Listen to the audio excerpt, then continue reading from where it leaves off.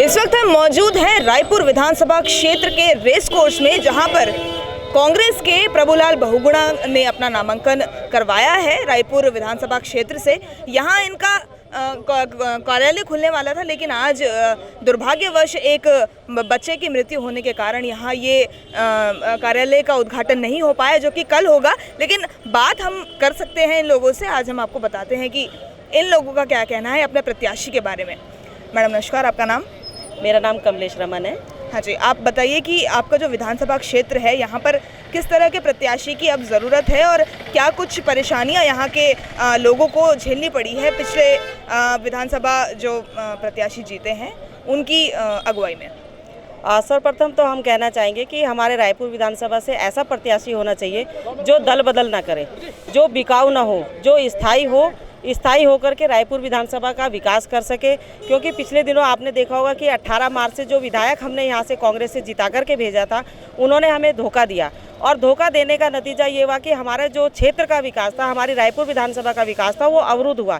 हालांकि उसके बाद माननीय हरीश रावत जी ने भरपूर कोशिश करके इस क्षेत्र का विकास तो किया, पर अब की बार हमारे साथ हमारी कांग्रेस पार्टी से प्रभुलाल बहुगुणा जी है, तो वो एक ईमानदार, कर्मठ और बहुत ही पुराने संघर्षशील नेता रहे हैं। तो आज हम सब मिल करके पूरी जनता से अपील करना चाहते हैं रायपुर विधानसभा की कि एक ऐसे ईमानदार व्यक्ति को जिताने का प्रयास करें, दल बदलू को ना जिताएं यहाँ से। क्योंकि क्या गारंटी है कि दोबारा वो यहाँ से जीत करके नहीं जाएगा।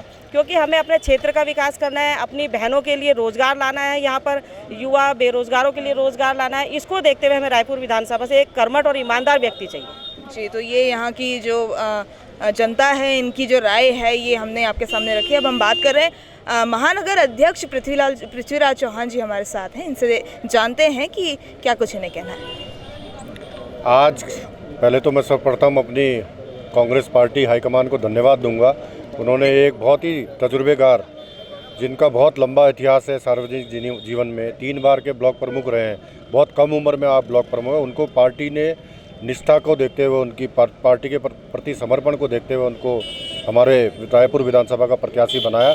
हम सब लोग, पूरा कांग्रेस परिवार उनके लिए एकजुट है और एक ईमानदार, स्वच्छ छवि का व्यक्ति, मजबूत व्यक्ति जो लोगों की भलाई कर सके, उसके लिए सब लोग एकजुट है बहुगुणा जी के नाम पे।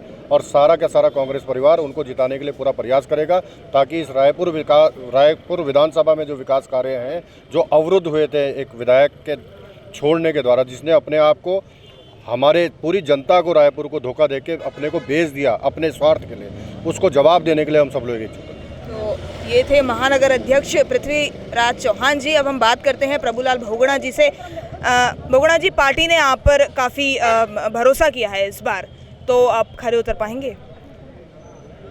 पार्टी ने जो मेरे ऊपर भरोसा किया है, मैं तो अपने पार्टी के संगठन के कार्यकर्ताओं के दम पर ये विश्वास दिला सकता हूं कि मैं निश्चित तौर से हम सफल होंगे, हमारी विजय श्री हमें मिलेगी और जनता के बीच में भी हम निश्चित तौर से सफल होंगे। एक सवाल मेरा बहुगुणा जी आपसे है, सभी कांग्रेस प्रत्याशियों से और सभी से, कांग्रेस में जितने भी नेता हैं उन सभी से मेरा ये सवाल रहता है, आज आपसे भी मैं ये सवाल करती हूँ, क्या ऐसा कुछ हो रहा है कांग्रेस के अंदर जो परिवार दिन पर दिन घटता ही जा रहा है और भाजपा में, मतलब भाजपा पूरी कांग्रेस भाजपा बनती जा रही है, ऐसा क्यों हो रहा है?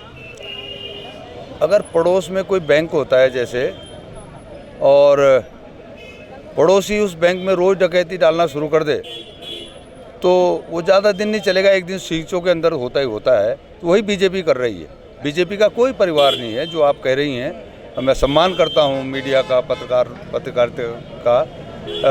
भारतीय जनता पार्टी के पास कोई भी प्रत्याशी नहीं था यहाँ पर, इसलिए उन्होंने 9-10 विधायक हमारे डकैती डाली और मांग का सिंदूर अपनी मांग पे लगा करके आज वो नाच रहे हैं। आज भारतीय जनता पार्टी के रूप में जानी जा रही है। जी, जो मैं सवाल मैं आपसे ये पूछना चाहूँगी कि कांग्रेस के अंदर नीतियाँ क्या इतनी कमज़ोर थी कि धड़ाधड़ विधायक बिकते चले गए और दूसरी पार्टी को एक्सेप्ट करते चले गए? अपनी पार्टी छोड़ के जहाँ इतने सालों से काम किया, उसे छोड़कर एक झटके में, सिर्फ कुछ हो सकता है कि किसी प्रलोभन के कारण, हम ऐसा नहीं कह सकते, लेकिन क्या पता क्या रीज़न है, वो आप जानते हैं, बेटर जानते हैं, वो लोग जानते हैं, लेकिन एक झटके में पार्टी छोड़कर दूसरी पार्टी ज्वाइन कर लेना, ये कहाँ तक सही है?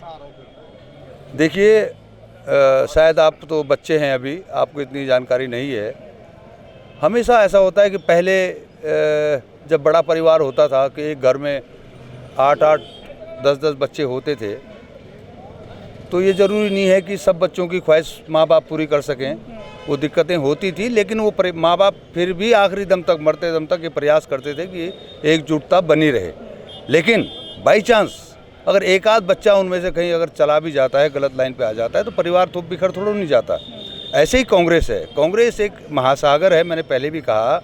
यहाँ तो मेरे ख्याल में 34 प्रत्याशी रायपुर विधानसभा के लिए जिन्होंने अप्लाई किया था, लेकिन जब पार्टी ने एक व्यक्ति को टिकट दिया तो सारे प्रत्याशी सब लोग एकजुटता पे हैं।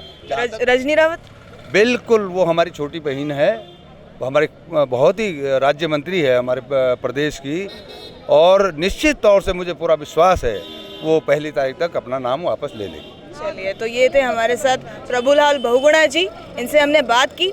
आप तक सियासत की उठापटक पहुंचाते रहेंगे, तब तक देखते रहिए देवभूमि न्यूज़।